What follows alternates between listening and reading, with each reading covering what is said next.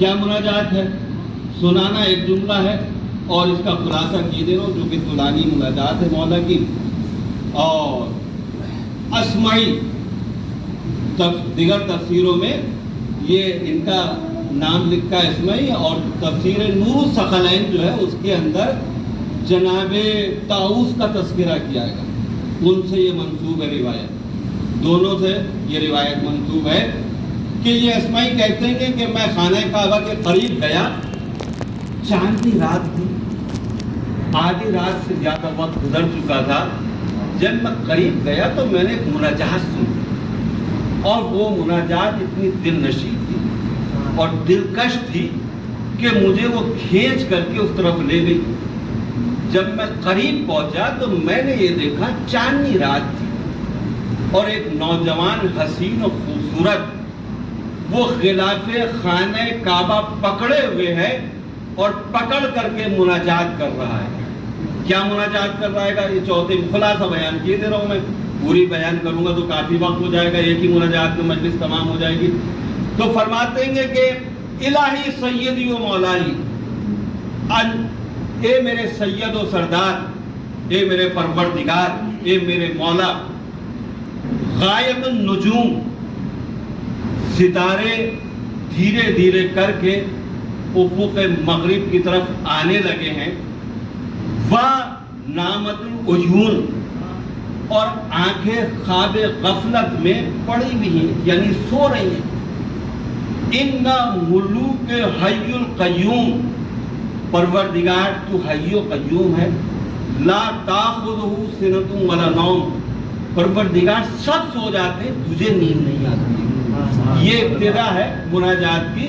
اب اس کے بعد میں خلاصہ اپنی زبان میں آپ کو سنائے دے رہا ہوں.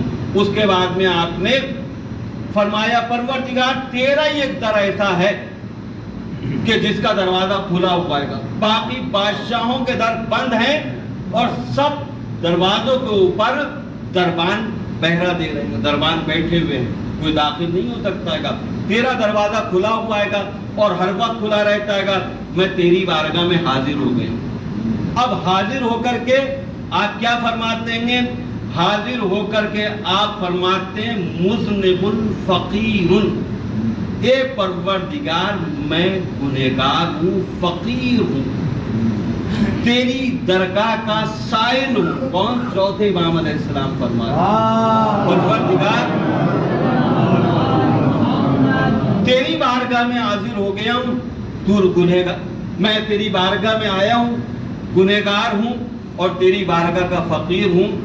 پروردگار تیری رحمت کا تقاضے کے لیے تیری بارگاہ میں آئے، میرے اوپر رحمت نازل کر دے.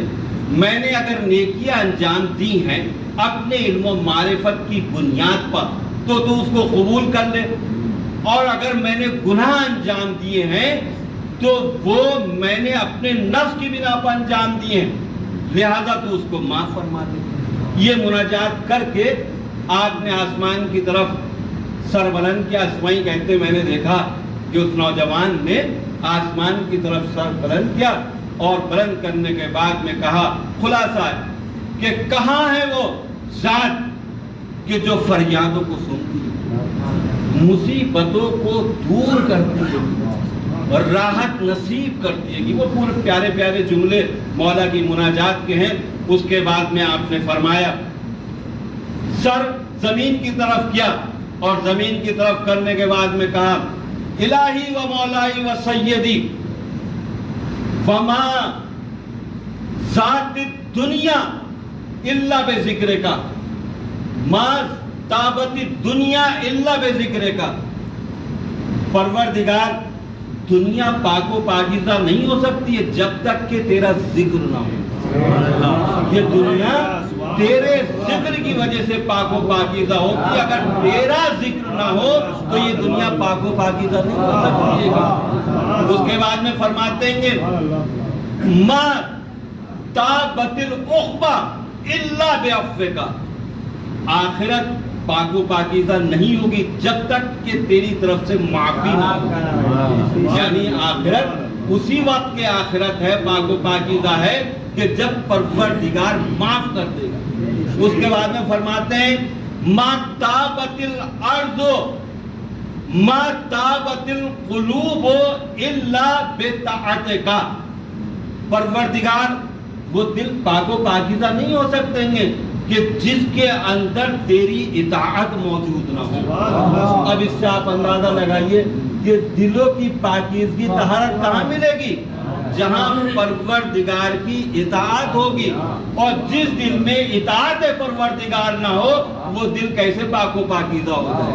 یہ ممکن ہی نہیں ہے۔ اس کے بعد میں آپ فرماتے ہیں ما طابت النعیم الا بمغفرتک، پروردگار اس نعمت میں کوئی لذت نہیں ہے کہ جس میں تیری مغفرت نہ ہو۔ اگر نعمت میں کھا رہا ہوں بغیر مغفرت کے ہے تو اس میں کوئی لذت نہیں آئے گی، اگر مغفرت ہے تو تیری طرف سے بخشش ہے تو لذت محسوس ہوتی رہے گی۔ آپ دیکھیے مناجات کی یہ جو فقرے ہیں بڑے ہی واقعاً روح کو بیدار کرنے والے مولا کی یہ پوری مناجات ہے، بہت تفصیلی مناجات ہے جو امام نے فرمائی ہے۔ مجھے ایک جملہ سنانے کے لیے بیان کرنا پڑا۔ اس کے بعد میں یہ کہتے ہیں اسمائی کہ میں نے جب یہ دیکھا تو میں اور قریب ہوا، اور قریب ہو کر کے میں غور سے دیکھنے لگا یہ ہے کون، اور یہ دیکھتے دیکھتے میں نے دیکھا گریا جاری ہے، اور مناجات کرتے کرتے ایک وقت وہ آیا کہ وہ نوجوان زمین پہ بے ہوش ہو کر کے گر گئے۔ اب جب گر گئے تو میں قریب گیا، اور قریب جا کر کے میں نے سر کو اپنی آغوش میں لیا۔ اب جب سر کو آغوش میں لیا تو اب رات چاندنی رات تھی، اب چاندنی روشنی جو چاند کی آئی، میں نے جو چہرے کو دیکھا تو وہ کوئی اور نہ تھا، وہ امام سید سجاد۔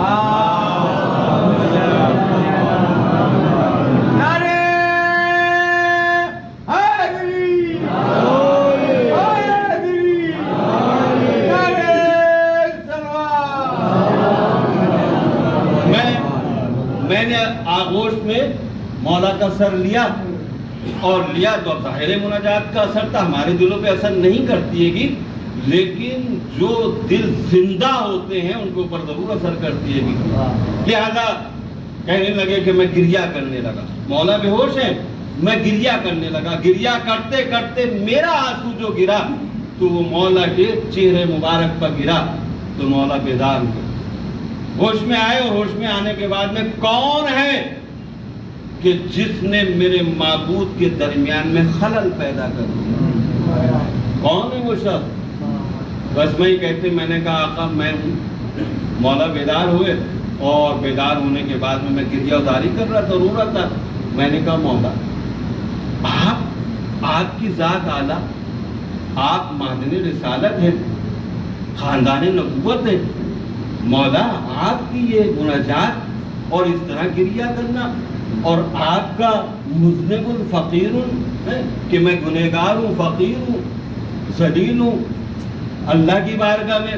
مولا یہ آیت انما یرید اللہ جو نازل ہوئی ہے تو آپ کے لیے نازل ہوئی ہے کہ تو ایک مرتبہ جب آپ نے یہ سنا اسمعی سے تو آپ بیٹھ گئے، اور بیٹھ کر کہا کیا تم نے قرآن مجید کی آیت نہیں پڑھی ہے کہ؟ کہا مولا کون سی آیت؟ کہا مولا اب یہاں سے ہمارے سننے والی بات ہے، یہاں تک کہ دیکھیے ہمارے لیے اس میں کیا پیغام ہے، آپ کے لیے مولا نے قرآن کے ذریعے کیا پیغام پہنچایا گا۔ تو مولا فرماتے تم نے یہ آیت نہیں سنی؟ فَإِذَا نُفِخَ فِي الصُّورِ فَلَا أَنْسَابَ بَيْنَهُمْ يَتَسَاءَلُونَ، دیکھو جب سور پھونکا جائے گا تو اس وقت تمام نسل منقطع ہو جائیں گے، اور ایک دوسرے سے وَلَا يَتَسَاءَلُونَ، ایک دوسرے سے سوال نہیں کریں گے، یعنی وہاں کوئی کسی سے کوئی پوچھے گا نہیں جب سور پھونکا جائے گا۔ اس کے بعد میں مولا نے فرمایا کیا سمجھتے ہو؟ فَأَمَّا مَنْ ثَقُلَتْ مَوَازِينُهُ فَأُولَئِكَ هُمُ الْمُفْلِحُونَ، کامیاب وہ ہوگا کہ جس کا نام اعمال وزنی ہوگا۔ اس کے بعد فرماتے ہیں فَأَمَّا مَنْ خَفَّتْ مَوَازِينُهُ فَأُولَئِكَ خَسِرُوا أَنفُسَهُمْ فِي جَهَنَّمَ خَالِدُونَ، اور جس کا نام اعمال برائیوں کا وزنی ہوگا وہ خسارے میں ہوگا، اور اس کو پروردگار جہنم میں ڈال دے. یہ عام بات مولا نے فرمائی. اس کے بعد میں مولا نے فرمایا کہ دیکھو یاد رکھو اللہ نے جنت بنائی ہے اطاعت گزاروں کے لیے. اگر اطاعت کرنے والا غلام حبشی بھی ہے تو وہ بھی جنت میں جائے گا. اللہ نے جہنم بنائی ہے اپنے نافرمان گنہگاروں کے لیے. اگر نافرمان سردار قریشی بھی ہوگا تو جہنم میں جائے گا. اب آپ سمجھ گئے کہ اعمال کی کتنی اہمیت ہے. وہاں کوئی نسب کام نہیں آئے گا. حالانکہ حدیثیں ہیں اس سلسلے میں. رسول اللہ نے فرمایا کہ تمام انساب منقطع ہو جائیں گے, صرف روز محشر میرا نسب باقی رہ جائے. اب یہ نسب سے کیا مراد ہے جو رسول اللہ نے فرمایا؟ نسب کون سا نسب ہے؟ دیکھیے آل رسول دو قسمیں ہیں. ایک قسم تو یہ ہے جس میں سوا جاتے ہیں سادات وغیرہ. ایک قسم خاص ہے. وہ قسم خاص کون سی ہے؟ وہ قسم ائمہ معصومین علیہ السلام. یہ جو فرمایا ہے کہ تمام نسب منقطع ہو جائیں گے, صرف میرا نسب باقی رہ جائے گا, یہ نسب خاص ہے, یعنی ائمہ معصومین کا نسب ہے. کیونکہ یہ سب ایک ہی ذات کے اور ایک ہی نور کہلاتے ہیں. ان کا نسب باقی رہ جائے گا. صلوات پڑھیے.